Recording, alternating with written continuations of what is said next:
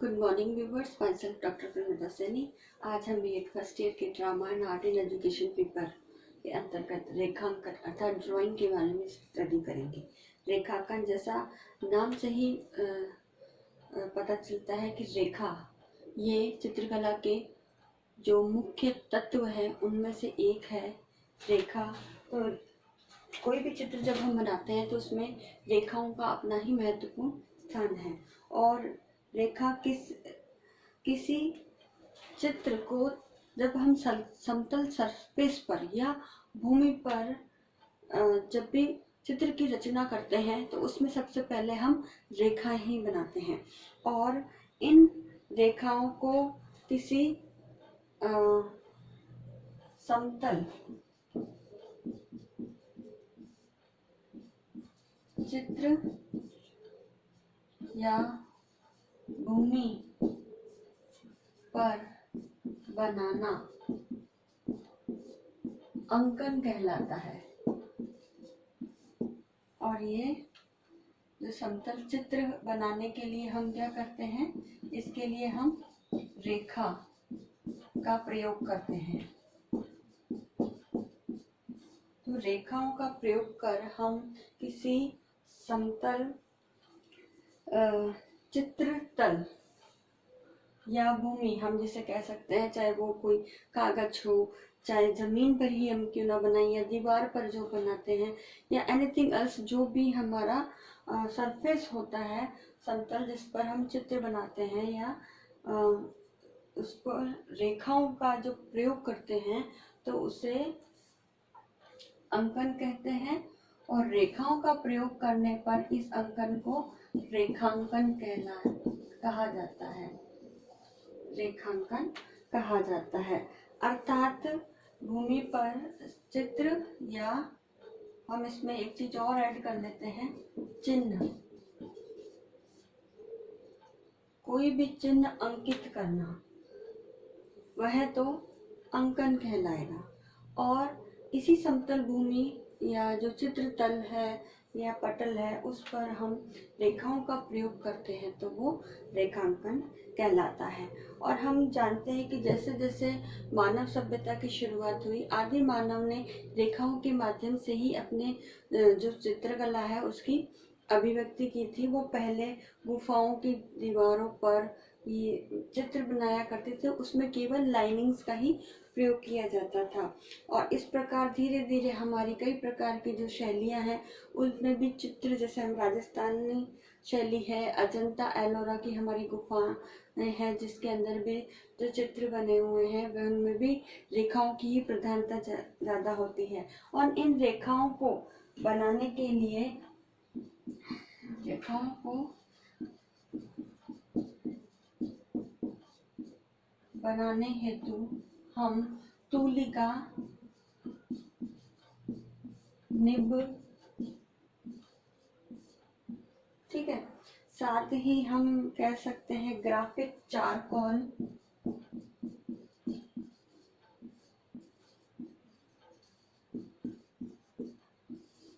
आदि का प्रयोग करके हम रेखाओं का निर्माण कर सकते हैं। इस प्रकार ये जो रेखाएं हैं वो एक अनेक धरातल पर जब अंकित होती है तो अनेक प्रकार की भिन्न भिन्न अनुभूतियां इन रेखाओं के माध्यम से होती है। और रेखा जो है, रेखा दो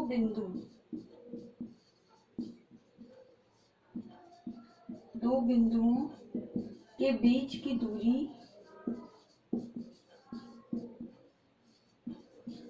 की दूरी को दर्शाती है। साथ ही ये एक निश्चित दिशा भी प्रदान करती है, ठीक है, निश्चित दिशा भी प्रदान करती है। और दो बिंदुओं की जो दूरी होती है वह बहुत ही सूक्ष्म होती है। तो इस प्रकार से रेखा जो है वो दो बिंदुओं के बीच की दूरी को और सूक्ष्म होती है, साथ ही वह एक निश्चित दिशा भी प्रदान करती है।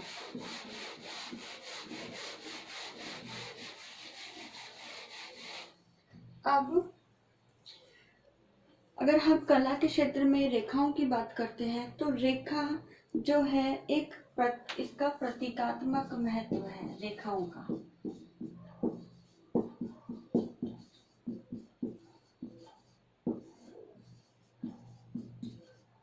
इन रेखाओं का प्रतीकात्मक महत्व होता है और साथ ही ये जो महत्व है इसमें रूप की अभिव्यक्ति होती है। तो इन रेखाओं में रूप की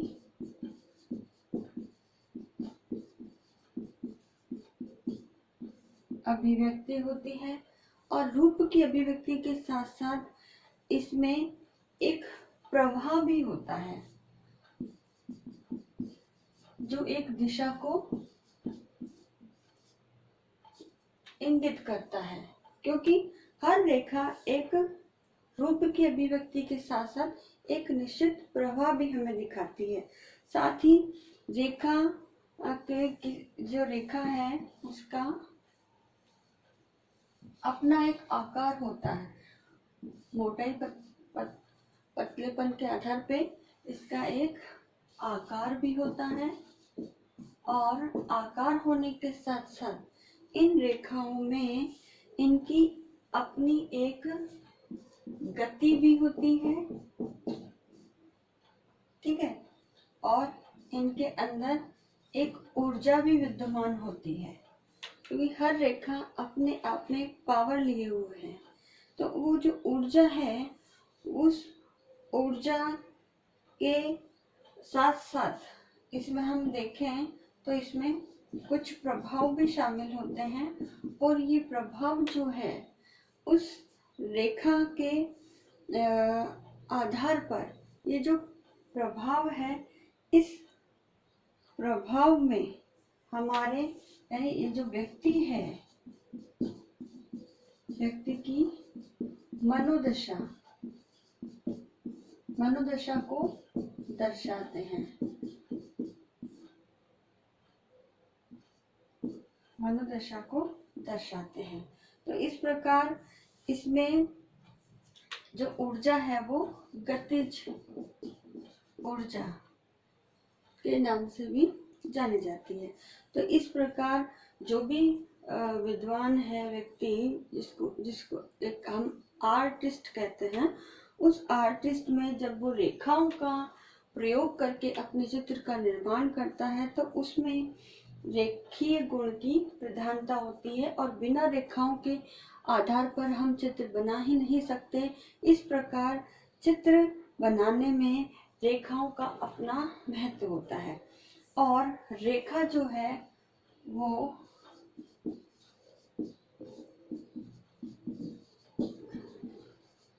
बिंदुओं से मिलकर बनती है।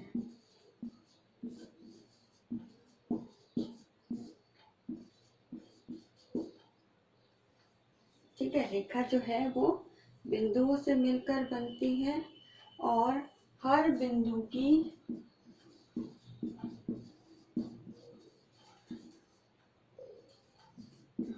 अपनी शक्ति होती है।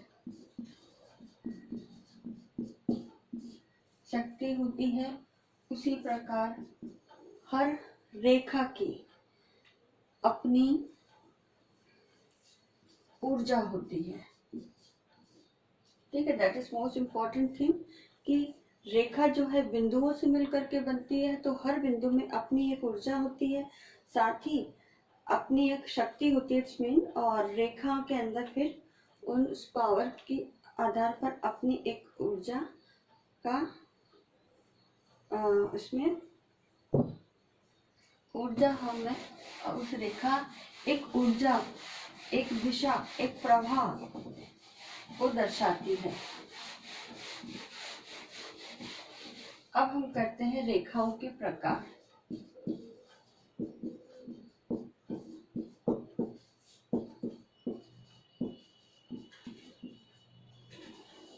रेखाओं के प्रकार में सबसे पहला है लंबवत रेखाएं।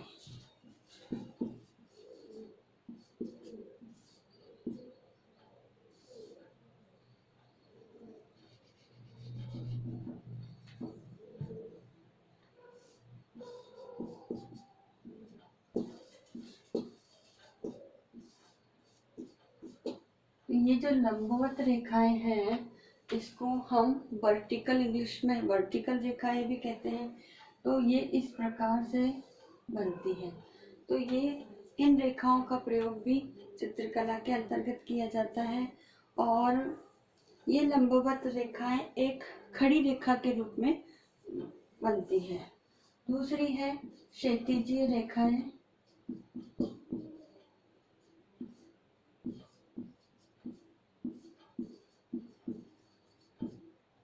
रेखाएं ना करके इसे सिंगुलर रख देते हैं। तो क्षैतिजीय रेखा ये समतल सतह पर बनती है। एक तरह से इसे हम जिस तरह से कोई वस्तु गिरी हुई होती है तो उसको दर्शाने के लिए हम, या फिर हम कह सकते हैं कि इसमें एक अच्छा एक लेटा हुआ व्यक्ति, इसके एग्जाम्पल के लिए लंबवत रेखा का एग्जाम्पल है खड़ा हुआ व्यक्ति, और क्षैतिजीय रेखा का जो एग्जाम्पल है एक लेटा हुआ व्यक्ति। तो इस प्रकार इस कागज के अंदर या समतल सतह के अंदर हम ये रेखाओं का निर्माण करते हैं और इन्हीं के आधार पर हम हमारे चित्र में इनका प्रयोग करते हैं। नेक्स्ट आती है हमारी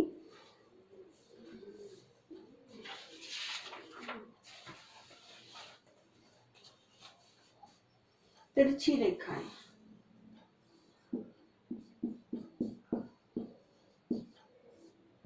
या तिरछी रेखा, तो तिरछी रेखाओं के अंदर हम इस तरह की रेखाएं या फिर इस तरह की रेखाओं का निर्माण करते हैं। और ये चित्र के संयोजन के आधार पर जिस तत्व, जो रेखा तत्व है, इसमें इन रेखाओं का प्रयोग करके, तिरछी रेखाओं का प्रयोग करके कुछ भी कोई ऐसी पोजीशन है जिसमें व्यक्ति को तिरछा शो करना है, या फिर इस प्रकार सूर्य की किरणें बिखरती है, तो उसमें इन तीनों रेखाओं का ही मैक्सिमम प्रयोग होता है। अगर हम दर्शाना पड़े तो तिरछी रेखा इस प्रकार से बनती है। नेक्स्ट आती है हमारी कोणीय रेखाएं।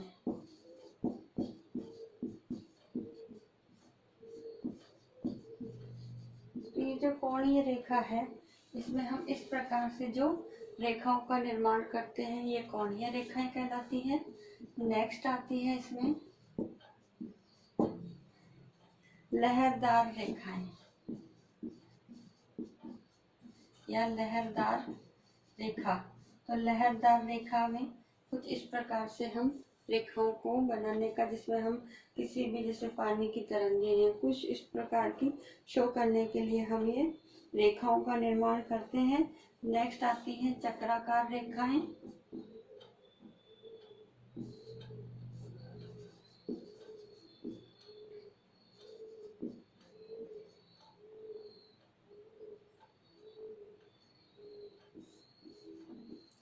तो चक्राकार रेखाओं में इस तरह से एक सर्कल बनता है और हम ये रेखा बनाते हैं।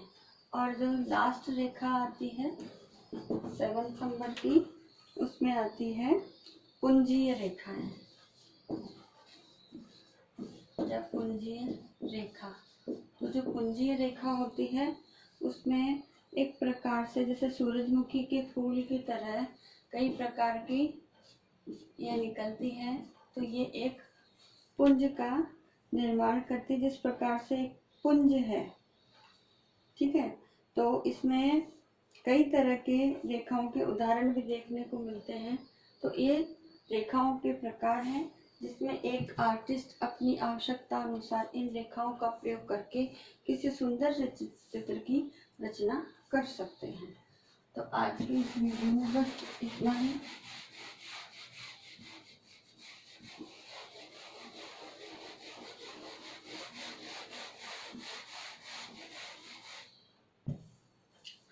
आज का जो असाइनमेंट है,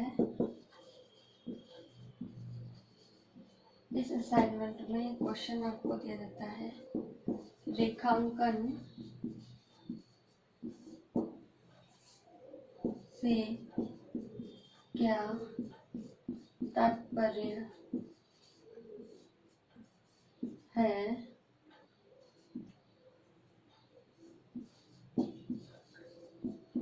घावों के